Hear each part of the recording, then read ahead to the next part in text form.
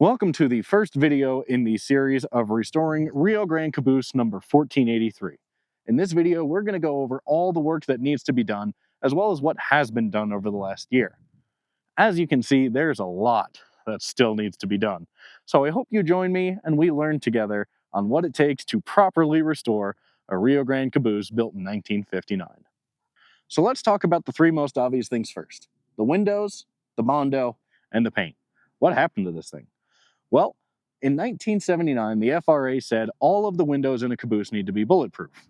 In order to do that, you're going to need multi-pane laminated glass.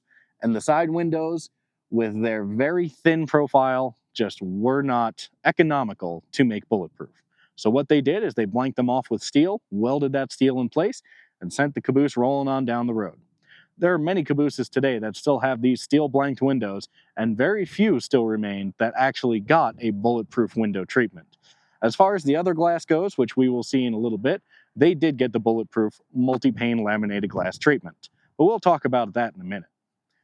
As for the Bondo job you see here, yes, I know it's not good.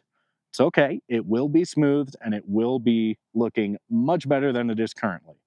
But this caboose also has a very interesting tidbit to its history. It was leased by the Department of Defense between 1990 and 1994. When the Department of Defense leased it, they cut several holes in the body to put vents for various appliances, including generators, water heaters, as well as other things. So all of these panels used to just be horrible looking vents and holes in the body. So we have gotten steel, cut, and welded in, and now we're smoothing it over so that when we paint it this summer, there's not a whole bunch of holes in it. I think that goes without saying. As for the paint, the Department of Defense also did another wonderful thing and painted these flat black. You can still see a lot of the roller marks in the wide shot from the beginning, so we are going to repaint it back to its original single stripe paint scheme, which you can still see, albeit not quite right, but it will get there. So one of the other issues that you can see is, well, there's nothing inside the caboose. When the Department of Defense leased it, they had a lot of fun altering the interior of these cabooses.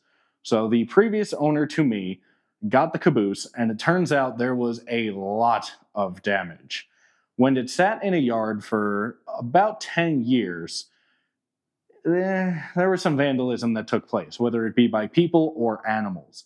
Several animals got in, and it was just a biohazard.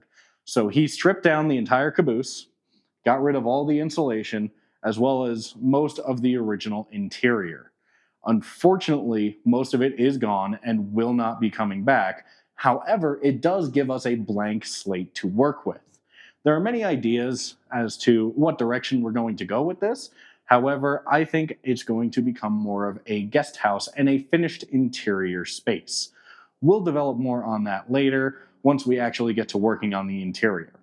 Once the windows are done and the exterior paint is done, the next step is going to be working on the floors. And I'll show you why. It does not take a trained eye to see what is wrong with the floors.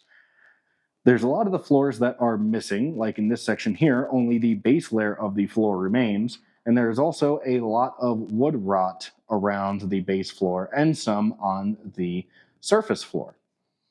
Originally, the base floor had slats going from side to side, and then you had tongue and groove hardwood going front to back on the caboose. When the Department of Defense leased it, they put several layers of stuff down, so all of the weird stuff that you see on the bottom is the remnants of the glue that they used when they put linoleum tile down.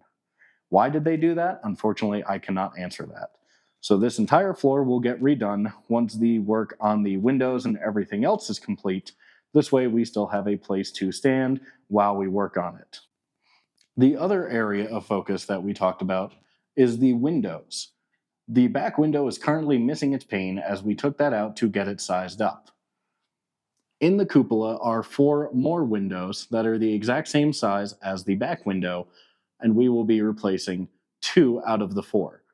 The window you are currently seeing, as well as this one, are both having lamination issues where there is some fog coming through, as you see in this picture. The sliding glass window here is removed so that we can replace it. While it was under ownership of the previous owner, unfortunately, some kids took a BB gun to it, and you can see the outside pane is smashed here in this picture. Luckily, the other side is still good, as you can see, just needs a nice deep cleaning, and everything will be good to go on that side. Thank you for watching the first part of many in the series of Rio Grande Caboose number 1483, and I hope you join me in the future as we restore this caboose together. If you have any questions, please leave them in the comments down below, and I will gladly answer them.